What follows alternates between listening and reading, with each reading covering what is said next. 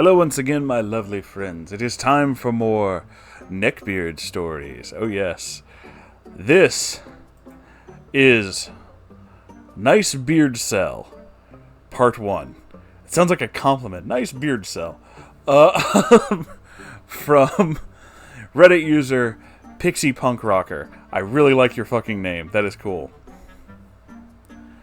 I'm sending this directly to you because I'm pretty sure the topic of this story is still on Reddit, and I had showed him videos about the nice guy Neckbeard thread. Last thing I want is him ever contacting me again. I don't post here normally, so forgive any formatting errors. Well, thanks for sending this to me. Hello, Mooney. Hey, baby. For you, I have a tale. Not just of a nice guy, not just of a neckbeard, not just of an incel, but I'm pretty sure a combination of all three. Dear God, the trifecta. Warning, this story's kind of long, and it may deal with some really dark topics, but I'll try to lighten the mood. I'd like to preface this by saying that I am totally aware that I should have been much more wary of behaviors, because I was familiar with r/nice guys and whatnot, especially after a few internet dating experiences. Let me know if you ever want those stories. You know I'm always looking for stories. I just got very blindsided since I genuinely figured he was just a friend. Allow me to explain. My boyfriend is a musician. He liked to go to open mic at different bars around the area. It was fun, and we met a lot of really great friends that way. One night, this guy comes in that the host knows, and we love the host, so any friend of his is a friend of ours, you know? This guy stood well over 6 feet, gigantic from the stomach up, had these awkward legs that seemed incapable of parting when he stood. He had glasses, thin, short hair, a clipped, gingery beard. He seemed perfectly nice, offered to buy us drinks, joked around, quoted memes, stuff like that. And since he met my boyfriend and I together, I figured I had nothing to worry about. He became a regular, and we all exchanged numbers and sent each other funny videos and stuff via text all the time. Seemed perfectly harmless up until one night when he showed up to open mic visibly upset about something. I mean, not like frantic or anything, but that demeanor of not talking, not responding, just kind of staring as if he was waiting for people to ask him what's wrong, only for him to say, "I don't want to talk about it." It did not occur to me at this time to ask myself why he came out if he wasn't in the mood to be social. I texted him that night after he left without saying a word, asking if he was okay, since this was the first time it had ever happened, and his response was almost a foreboding warning. This vague message about how he's been burned and fucked over by everyone. Knowing enough to at least not buy into this or press the issue, I just told him that he didn't need to talk about it, but if he did, I'd listen. Things were back to normal for a little bit. I figured it was just a one-time thing. I was so very wrong. Every couple of nights or so, he would drunkenly text me something along the lines of, "What's wrong with me?" Or in some way to get me to ask what was bothering him. Then came the barrage of messages that literally read out as followed. "I'm such a good guy. I do everything I can for people. I try to be a good person and I'm so alone. Is it so wrong that I just want to make dinner for a woman? Ask about her day? Just go on a date and talk?" I knew enough to catch on to the fact that this is classic nice guy behavior. I suggested that stuff like that required patience, to which he replied that he, after a certain point, shouldn't have to wait so long. This was when I suggested that perhaps it was a sign that he should work on himself, and then he told me, and I quote, "I've done that already." No, you have not. Now, like I said, he had met me with my boyfriend, and he was drunk when he would send this stuff. So I figured it wouldn't get any worse than a lament from time to time.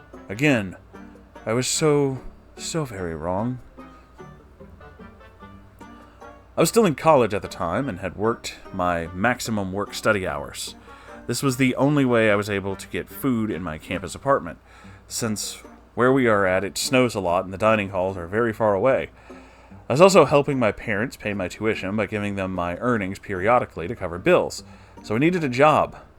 NiceBeardCel owned a repair shop that delivered to my boyfriend's work, and he said that he could find little things for me to do around the office to earn some money. Now, if I had any other options at the time, and I had already looked around the area, but nothing would have worked, not with my class schedule, on top of transportation, I would not have accepted. So I told NBC that it was a huge favor, and I didn't want to feel like a mooch or taking advantage of him in any way.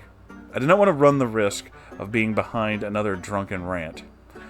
He told me he wanted to help his friend, and he didn't mind. He did this with a lot of really big favors that I did not have alternatives to. At first it was great. My job was really easy, the money was great, and we had a good time. However, seeing him this regularly gave me a lot of information. From the conversations at work and hanging out at open mics, more on that later, we found out that NBC used to play in a furry band. He wasn't in a fursuit, but this meant that he would attend a lot of furry cons, where he told us that he would get blackout drunk and accost people.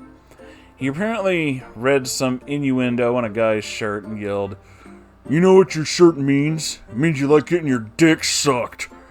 And after meeting a lady furry in a stupor, he demanded someone rip off her clothes and bring her to me. Ugh.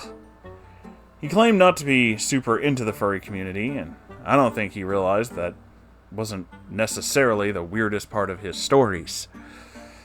He'd also made a lot of really dark pedophile jokes. Oh, lovely. Which, when done right, have potential to be funny, but then they became really weird after the Lazy Town conversation. Around the time that Robbie Rotten from Lazy Town died, God rest his soul, I brought that up. His response was, "You know, a lot of guys couldn't wait for that little pink girl to turn 18. Well, then she had to turn out to be a lesbian."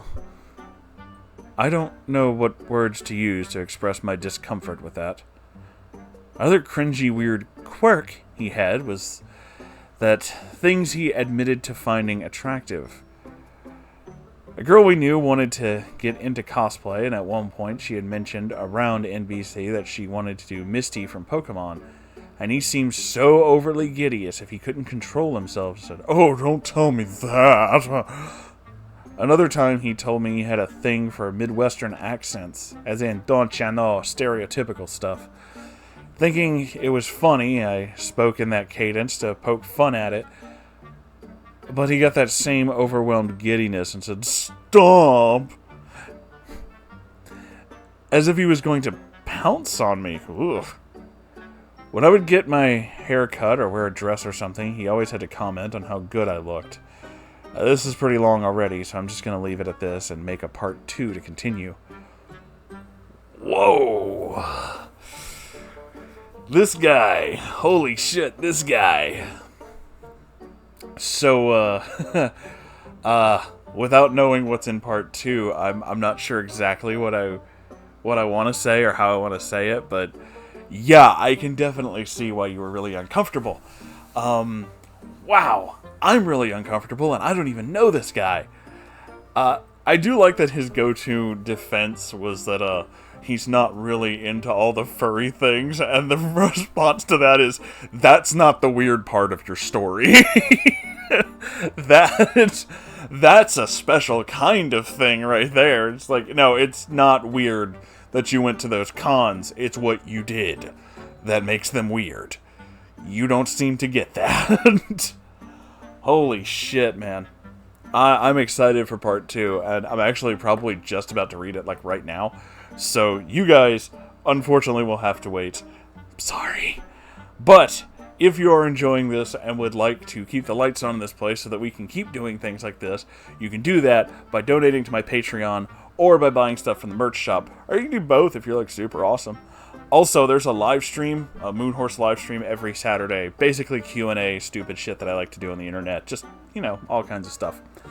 And if you have your own story you would like for me to read, you can do that by sending it to r/Moonhorse Stories. I check it every day, so I will see it. I love you all, and I'll see you in the next episode.